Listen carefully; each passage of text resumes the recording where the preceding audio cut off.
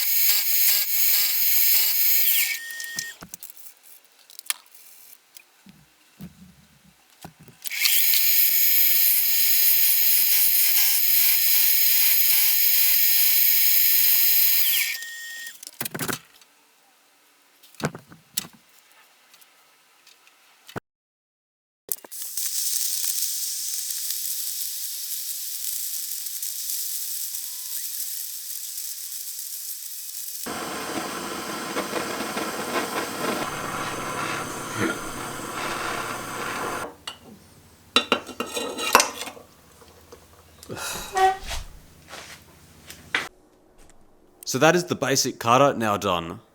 Now in terms of actually making the key itself, I know there are tons of materials out there that you can use to make keys.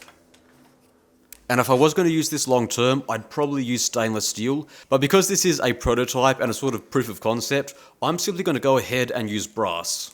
It's super easy to machine and definitely going to be hard enough to be used as a key. Plus, it is easily my favourite metal to work with, so it's an easy choice to work with this. Now technically, it's not the perfect size for a key, but I can certainly work with it and make it work.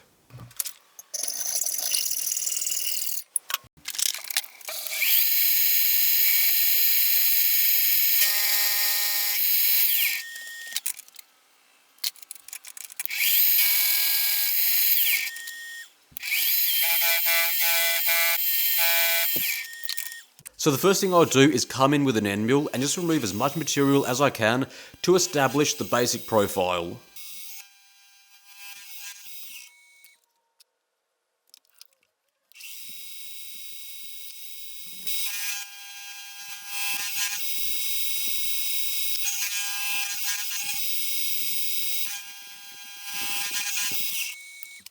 I'll then come in with the profile cutter. Now all of the cuts are going to be done using the DRO, but the first cut at the very top is simply going to be traced on. It was just a bit easier to do it that way. As it turns out though, the cutter that I made is not doing a very good job. What it seems to be doing is rubbing up against the brass and pushing it away rather than making proper cuts. Now this is usually down to lack of relief on the back side, so I went back in and ground in a lot more relief, a lot more than I normally would, but no matter how much I added, it kept rubbing and then pushing the workpiece. I'm not exactly sure what I was doing wrong, but obviously what I was doing was not correct. So instead what I did was I swapped the tool out for a 45-degree square insert cutter. Now again, I was looking for something just a little bit bigger than 90 degrees, but then again, the angle doesn't matter as much as the height of the notches that we're going to be machining. So I guess let's just try it out and see if it works. And of course, once again, all the numbers that I'm getting here, all the depths and the heights, they're simply copied off the original key, which I measured using the vernier calipers.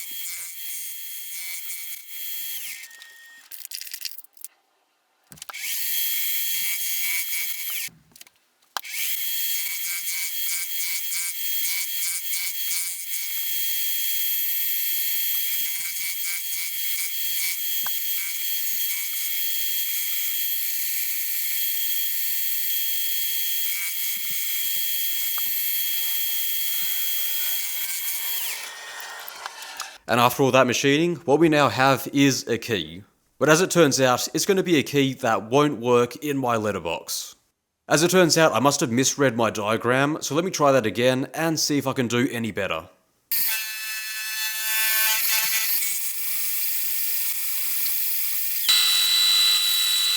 And as it turns out, the second time is a charm. It's not a perfect match, but all the peaks and the valleys should be at their correct heights. At least in theory, we'll have to find out later. Before we can do that though, we need to get the block of brass down to the correct width. As it is at the moment, it's 6.5mm wide, and what we need it to be is 2. Now unfortunately, I don't have any parallels that can hold it at the correct height. So instead what I'll have to do is, in order to hold it, I'll have to superglue it to a parallel and avoid any deep cuts. And because of the slot that I have to machine later on, I'll use the back of the parallel to align everything to make it square.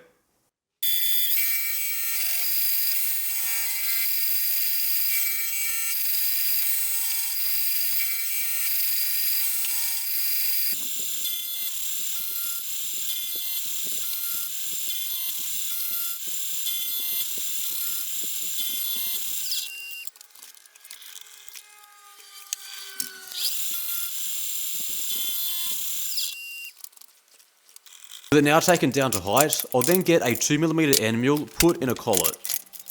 Now the milling machine doesn't really get fast enough to properly use these 2mm cutters, but brass is pretty forgiving, so as long as I take it easy, I should be okay. If I was going to do this in stainless steel, I'd probably have quite a few issues with the speeds and the feeds.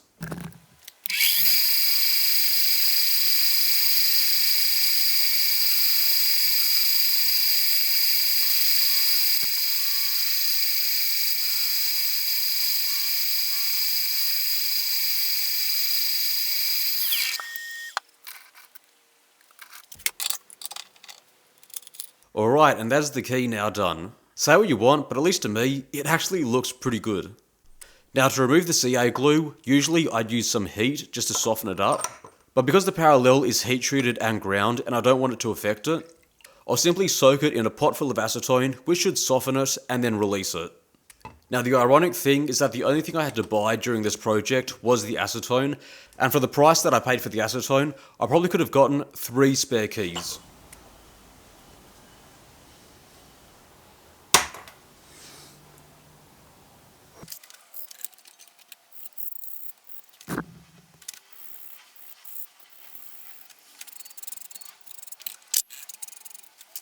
Alright, and that is the key now done. Say what you want, but just looking at it, I think the profile and the key that I copied it from look to match up pretty much perfectly.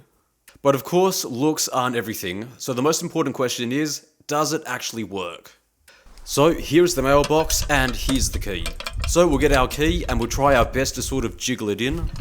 As you can see, even with a brand new key, it wasn't all that easy to get the key in. But thankfully in the end, it did reach all the way in, which is a really good sign. And now, moment of truth. Honestly, that could have gone so badly because all the dimensions were correct as measured by the vernier calipers, so if this didn't work, I have no idea what I could change to make this work. Thankfully though, it did work, and it hopefully showed to you that in only a few hours, making one custom tool that didn't work, 3 cups of tea and a lot of head scratching, you too can make a replacement key. You do have to own a milling machine though. Thanks for watching. See you next time.